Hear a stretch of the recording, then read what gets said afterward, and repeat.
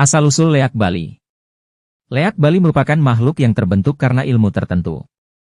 Wujudnya digambarkan dengan mata yang besar dan gigi taring yang tajam.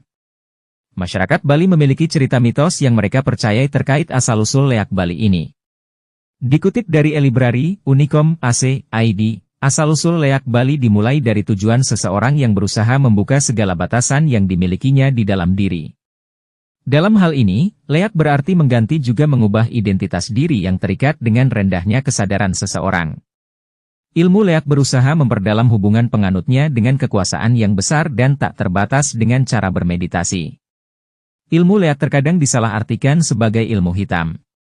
Padahal, ilmu leak merupakan upaya memperoleh pengalaman dalam melampaui diri melalui meditasi, sedangkan ilmu hitam adalah metode dengan teknik atau cara yang merugikan orang lain. Makna sesungguhnya dari leak adalah menempatkan aksara suci ke dalam tubuh manusia.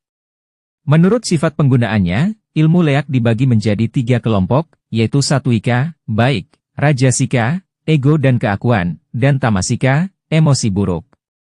Hal ini menandakan leak sebagai ilmu yang netral.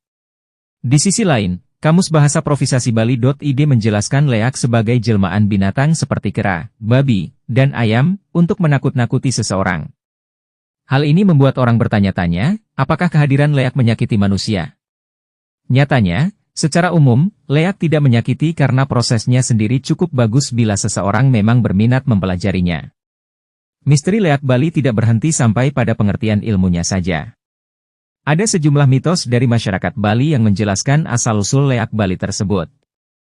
Menurut masyarakat Bali, legenda leak Bali berasal dari cerita yang muncul pada abad ke-11 Masehi, yaitu ketika pemerintahan Raja Erlangga berlangsung.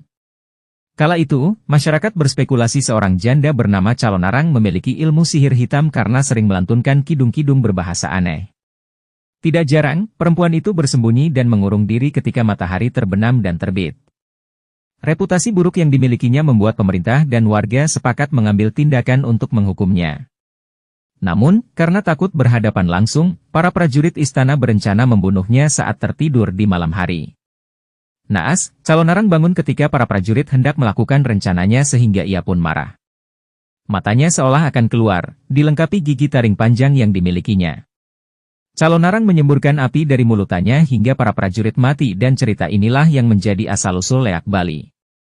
Menurut Asosiasi Parapsikologi Nusantara yang dikutip dari eLibrary, Unicom, AC, ID, sejumlah kitab lontar menjelaskan ilmu-ilmu leak, di antaranya ada lontar cambra berak, lontar sampian emas, lontar tanting emas, dan lontar jung biru. Selain itu, ilmu leak juga memiliki tingkatannya tersendiri. Berikut ini penjelasannya. Pertama, ilmu leak tingkat bawah. Tingkatan pertama sekaligus terendah adalah ilmu leak tingkat bawah.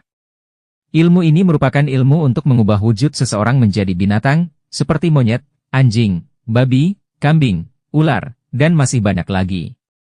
Kedua, ilmu leak tingkat menengah.